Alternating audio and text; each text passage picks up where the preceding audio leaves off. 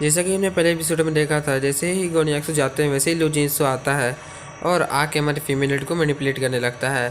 तभी हमारी female lead उसकी बकवास नहीं सुनते हुए दरवाज़ा बंद करने लगती है। तब वो गेट खोलते हुए बोलता है, तुम्हें ज़रा सा भी अंदाज़ा है कि गोनियाक्सु कहाँ गया है? ये सुनते ही हमारी फीमेल लीड बोलती है, वो काम पे गया है अपने ऑफिस। तभी लू जिनसो बोलता है, नहीं, वो हुयान के घर गया है। उसके बाद तभी लू जिनसो बोलता है, मेरे पर भरोसा करो, मैं बदल चुका हूँ और मेरी बात का भरोसा करो। मैं जानता हूँ गोनियाक्सु हुयान के घर गया है क्योंकि मैं उस आदमी को अच्छी तरह से जानता हूँ कि वो कैसा है।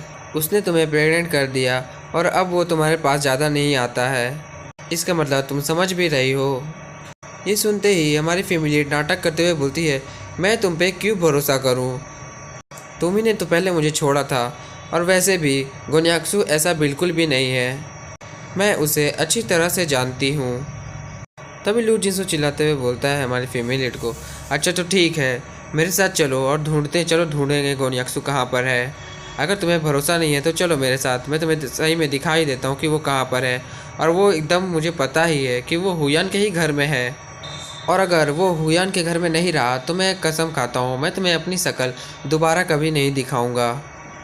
ये सुनते के साथ ही हमारी फैमिली बोलती है, अच्छा ठीक है, और वो दरवाज़ा बंद करके आगे आगे चलने लगती है और बोलती है, अगर तुम्हारी बात सही नहीं रही तो भूल जाना और मेरे सामने एक जरा से भी मत आना। इतना बोलते के साथ ही हमारी फैमिली आगे बढ़ जाती है और पीछे से लू जिनसो स्माइल करते हुए बोलता है, हाँ क्यों नहीं, मैं तुम्हें अपनी शक्ल कभी नहीं दिखाऊंगा अगर तुम मेरी बात सही नहीं रही तो। और मैं तुमसे कभी भी झूठ नहीं बोलता हूँ लियू, चलो अब हम लोग चलते हैं। तभी लू जिनसो शैतानी स्माइल देते हुए अपने मन में बोलता है, चिंग लियू तुम पहले की तरह ही बेवकूफ़ हो, तुम बिल्कुल भी नहीं बदली हो। देखो मैं तुम्हें कितनी जल्दी ही अपने जाल में फंसा लिया। मुझे तो लग रहा था कि गोनियाक्सु के साथ रह रह के तुम भी बहुत ज़्यादा ही चालाक हो गई होगी और तुम्हें बनाना बहुत ज़्यादा ही मुश्किल होगा, लेकिन तुम तो तुरंत ही मान गई। जैसे ही हमारी फैमिली उसे स्माइल करते हुए देखती है, वो भी शैतानी स्माइल करते हुए अपने मन में सोचती है, ये स्माइल कर रहा है लू जिनसो, इसका मतलब उसे लगता है कि मैं उसकी बातों पे भरोसा कर रही हूँ। लेकिन कोई ना लू जिनसो, बाद में तो तुम्हें रोना ही पड़ेगा।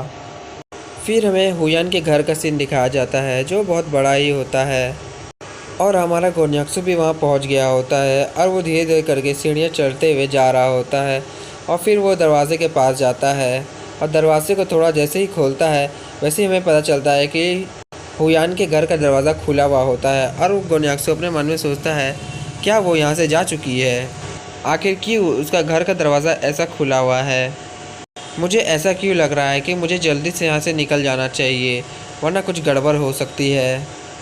तभी उसे अंदर से पानी की आवाज़ आती है और ये सुनते के साथ ही अपने मन में बोलता है, पानी की आवाज़ आ रही है, कहीं हुयान नहा तो नहीं रही है? और जैसा कि हमने सोचा था वही होता है। हुयान नहा के टॉवल में बाहर आती है और बोलती है, गोनियाक्सु आखिरकार तुम यहाँ पर आ ही गए, मैं तुमसे मिलने के लिए तैयार ही हो रही थी, लेकिन तुम अभी आ चुके हो तो हम लोग चलो कुछ बातें करते हैं। ये सुनते के साथ ही गोनियाक्सु भी अपने मन में सोचने लगते हैं, आखिरकार हुयान का प्लान क्या है? वो नहाते नहाते ही यहाँ पर क्यों आ गई? दाल में ज़रूर ही कुछ काला है। ये सब गोनियाक्सु अपने मन में सोच ही रहा होता है। तभी हुयान आगे बढ़ती है और गोनियाक्सु को बोलने लगती है, मैं बहुत ज़्यादा ही एक्साइटेड थी तुमसे मिलने के लिए क्योंकि तुम बहुत ज़्यादा ही जल्दी आ चुके हो, इसलिए मैं नहाते नहाते ही आ गई। तभी हुयान फिर से बोलती है गोनियाक्सु को, गोनियाक्सु अब तो मुझे स्मेल करके देखो, क्या अब मेरी स्मेल अच्छी आ रही है? ये बोलते के साथ वो आगे बढ़ने लगती है। तभी गोनियाक्सु उसे डॉज कर लेता है और बोलता है, मुझसे दूर रहो, मेरे पास मत आओ। और ये सुनते के साथ तो हुयान भी थोड़ा चौंक जाती है। तभी हुयान गोनियाक्सु को बोलती है, आखिर गोनियाक्सु तुम वहाँ से क्यों हट रहे हो, मुझसे दूर क्यों जा रहे हो? मुझे तुमसे बात करनी है कुछ, मैं बहुत ज़्यादा ही अजीब फील करने लगी हूँ।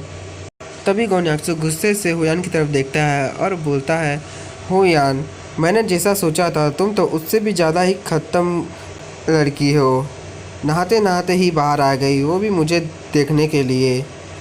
तुम जैसे लोगों से मैं नफ़रत करता हूँ। तभी हुयान अपने मन में सोचती है, इस गोन्याक्सु को तो देख के लग रहा है कि वो बहुत ज़्यादा ही फाइट के मूड में है और वो बहुत ज़्यादा ही गुस्सा भी हो चुका है। मुझे क्या करना चाहिए? अभी भी मुझे उसे क्या अपनी बातों में उलझाना चाहिए? नहीं, मुझे ऐसा करना ही होगा ताकि गोन्याक्सु मेरी तरफ देखता ही रहे और मैं गोन्याक्सु को अपनी जाल में फंसा सकूं। आई थिंक मुझे कुछ और करना चाहिए। इतना बोलते के साथ तो हुयान आगे बढ़ने लगती है और अपने ऊपर वाले कपड़े को नीचे करती है और बोलती है, गोन्याक्सु तुम डेफिनेटली मुझे पसंद करोगे। क्या तुम मेरे साथ वो सब करना चाहोगे? मैं प्रॉमिस करती हूँ मैं तुम्हें बहुत ज़्यादा ही अच्छा फील कराऊँगी और ये बारे में किसी को नहीं पता चलेगा। ये बात सिर्फ हम दोनों के बीच में रहेगी, ये बोलने लगती है। लेकिन तभी गोन्याक्सु आगे बढ़ता है और हुयान के गले को ज़ोर से पकड़ लेता है। गले से गला पकड़ता देख हुयान भी बहुत ज़्यादा ही घबरा जाती है और वो बोलती है, शिट, आखिर गोन्याक्सु ने मेरा गला क्यों पकड़ लिया? तभी गोन्याक्सु और ज़्यादा गुस्सा हो जाता है और उसे बोलता है, मैं तुम्हारी ये फालतू सी बकवास सुनने के लिए नहीं आया हूँ। मुझे सीधा सीधी बताओ डॉक्टर कहाँ पर है, वरना तो तुम्हें पता ही है मेरा टाइम वेस्ट करने के लिए तुम्हें मैं क्या करूँगा। ये सुनते के साथ तो हुयान पूरी तरह से घबरा जाती है और वो गोन्याक्सु से बोलती है, गोन्याक्सु तुम मुझे चोट पहुंचा रहे हो, मेरे गले को छोड़ दो। और मनी मन बोल रही है, डैम इट, लगता है गोन्याक्सु अपना आपा खो चुका है। मुझे कुछ न कुछ करके यहाँ से बचना ही होगा।